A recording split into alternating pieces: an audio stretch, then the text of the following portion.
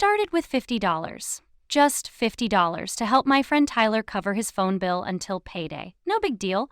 We've been friends since college, and that's what friends do, right? Help each other out in a pinch. Thanks, man, Tyler said, relief evident in his voice as I handed him the cash. I'll pay you back on Friday when I get paid. Promise. Friday came and went. No mention of the $50.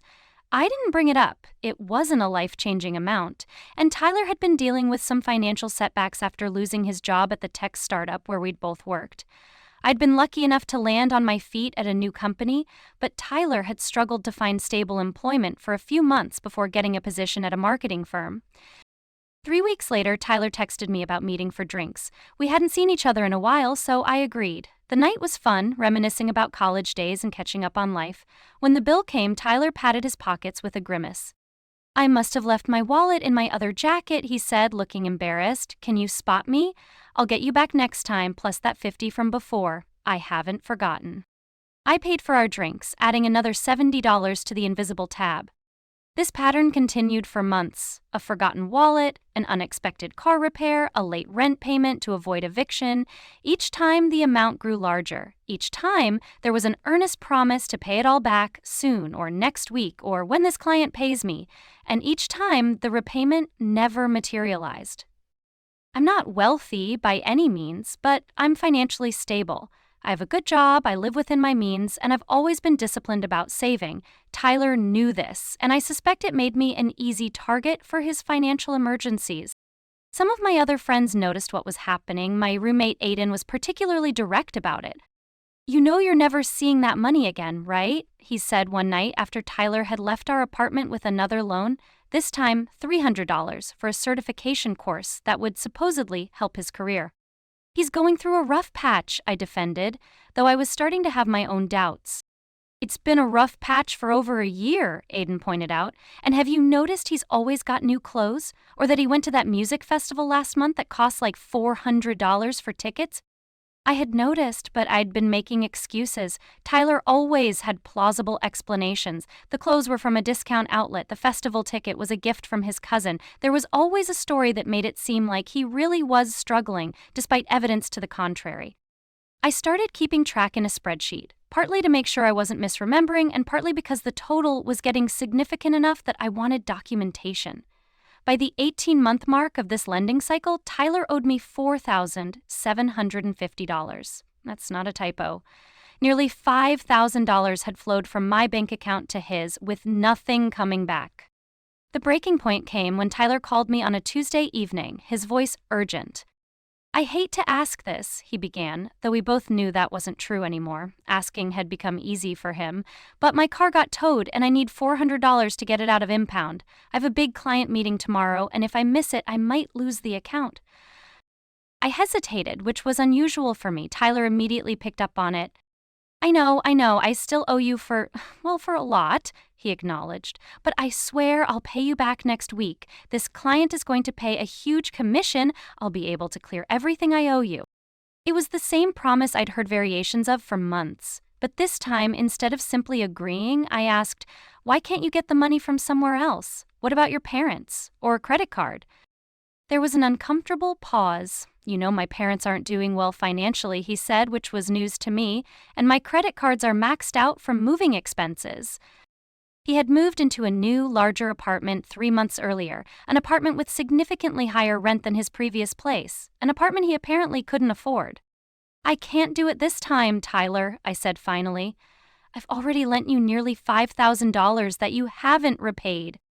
$5,000? He repeated, sounding genuinely shocked. No way it's that much. I've been keeping track, I told him. Every loan, every dinner, every emergency I've covered. It adds up to $4,750. Another pause, longer this time. Look, I know I owe you, he admitted, but I really need help with this towing situation. I promise this is the last time I'll ask until I've paid you back everything. Against my better judgment, I transferred the $400. I told myself it was because I didn't want him to lose his job. If he became unemployed again, I'd definitely never see my money. At least this way, there was a chance. That night, I couldn't sleep. I kept thinking about how one-sided our friendship had become, how every interaction now seemed to involve Tyler needing financial help, how the promises to repay never materialized into actual payments, how I was enabling behavior that wasn't healthy for either of us. By morning, I had made a decision. This pattern couldn't continue, but simply refusing to lend more money wouldn't address the existing debt. I needed to formalize what had become an informal lending relationship. I opened my spreadsheet and created a new tab. On it, I listed every loan I had given Tyler, with dates, amounts, and the reasons he had provided. Then I calculated what the interest would have been if these had been formal loans, at a reasonable rate of 6% annually. I added that to the principal. Next, I created a payment plan. The total, with interest, came to just over $5,000. I divided this into monthly payments of $250 over 20 months. It was a generous timeline that would allow him to clear the debt without serious financial strain, assuming he was making the salary he claimed at his marketing job. I also added a clause that if he missed a payment, the interest rate would increase to 12%, compounded monthly on the remaining balance. It was still lower than most credit card rates, but high enough to be a deterrent to further delays. Finally, I wrote a professional but firm email explaining that while I valued our friendship, the current financial dynamic was unsustainable. I attached the spreadsheet with the loan history and payment plan and ended with, "I'm sending this to both your personal and work emails to ensure you receive it. I expect the first payment by the 1st of next month. If this timeline doesn't work for you, let me know and we can discuss alternatives. But to be clear, there will be no further loans until this debt is resolved." My finger hovered over the send button for several minutes. Was I overreacting? Would this end our friendship? Did I even want to maintain a friendship that had become so transactional? I sent the email.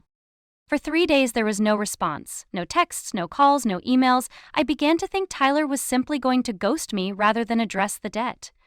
Then, on the 4th day, I received a terse email from his work account. "Got your email, didn't realize it had added up to so much. We'll start payments next month as outlined." No apology, no acknowledgement of how he had taken advantage of our friendship, just a business-like acceptance of the terms. True to his word, on the 1st of the next month, $250 appeared in my account via bank transfer. The payment came with no message, no communication of any kind. It was as if our friendship had been reduced to a financial transaction, which, in many ways, it had been for some time. I was just finally acknowledging it. The next month, another $250 arrived promptly on the 1st, and the next month, and the next. 6 months of consistent payments without a single text or call between us.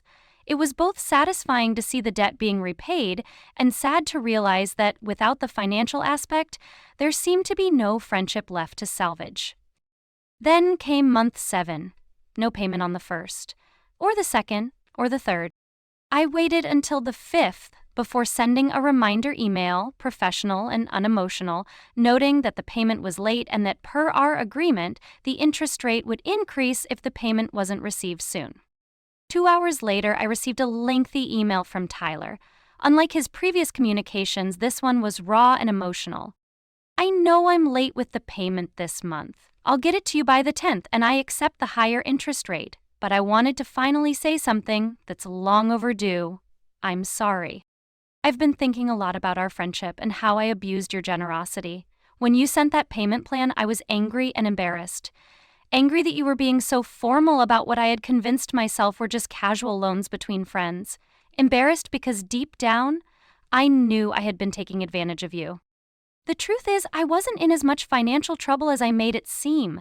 Yes, I lost my job, but I got another one pretty quickly. The emergencies were often just poor planning on my part, or worse, wanting things I couldn't afford. That music festival, not a gift from my cousin. I used the money you lent me for car repairs.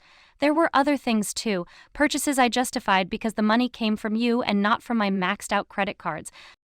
I've been making the payments these past 6 months without contacting you because I was too ashamed to face what I'd done. But avoiding you has only made me feel worse. I miss our friendship. I miss who I was when I wasn't constantly lying to you about money. This month's payment is late because I finally decided to get help. I'm working with a financial counselor to address my spending habits and the debt I've accumulated, not just to you. I'll have your payment soon, but I wanted you to know that your spreadsheet did more than just get your money back. It was the wake-up call I needed.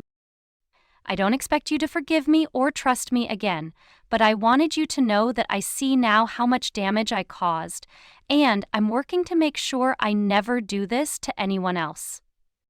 I read the email twice, trying to process the mix of emotions it stirred up: relief that the payment was still coming, vindication that my approach had worked, sadness for the friendship that had been damaged, and a cautious optimism that perhaps Tyler was sincerely trying to change. I replied simply, "Thank you for your honesty. I appreciate the update on the payment. As for the rest, it means a lot to hear. Maybe we could meet for coffee sometime next week?" My treat this time. True to his word, the payment arrived on the 10th, along with an additional $20 to cover the increased interest. And the following week we met at a coffee shop halfway between our apartments. The conversation was awkward at first, both of us dancing around the elephant in the room. But gradually the tension eased. Tyler showed me the budget app he was using now, the spreadsheet tracking his debt paydown plan, which included multiple creditors, not just me, and even the business card of his financial counselor. She asked if she could use my case as an example for other clients, he told me with a self-deprecating laugh. Apparently, not many people get such a professional wake-up call from a friend. I wasn't sure we were still friends when I sent it, I admitted. Tyler nodded. That's fair. I wasn't being much of a friend. We didn't magically repair our relationship that day. Trust, once broken, doesn't mend instantly. But it was a start. Over the following months, Tyler continued to make his payments on time. Our social interactions slowly resumed, though with a noticeable difference. Tyler was careful about money. He suggested free activities, parks instead of bars, home-cooked meals instead of restaurants. When we did go out, he insisted on paying his share, sometimes even picking up the whole tab, to start balancing the scales, as he put it. 13 months after I sent the payment plan, Tyler made the final payment, clearing his debt completely. He celebrated by inviting me to dinner at a modest local restaurant, where he presented me with a thank you card containing a handwritten note about how my tough love had changed his relationship with money and saved our friendship. It's been 2 years since that final payment. Tyler and I are still friends, though perhaps not as close as we once were. Some changes in a relationship can't be completely undone, but our friendship is healthier now, built on mutual respect rather than financial dependency. More importantly, Tyler hasn't asked to borrow money again, not once. Not even when his car actually did break down and needed expensive repairs.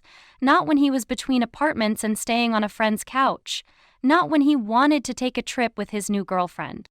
Instead, he now has an emergency fund, a budget he sticks to, and a credit score that's slowly but steadily improving. Sometimes he jokes that my spreadsheet was the most expensive financial advice he ever received, but also the most effective. As for me, I've become more cautious about lending money to friends. I've learned that true generosity sometimes means saying no, especially when saying yes enables harmful patterns. I've learned that formalizing financial arrangements, even with friends, isn't cold or untrusting, it's respectful and clear. And I've learned that sometimes the most valuable thing you can give a friend isn't an emergency loan, but a well-formatted spreadsheet with an interest rate they can't ignore.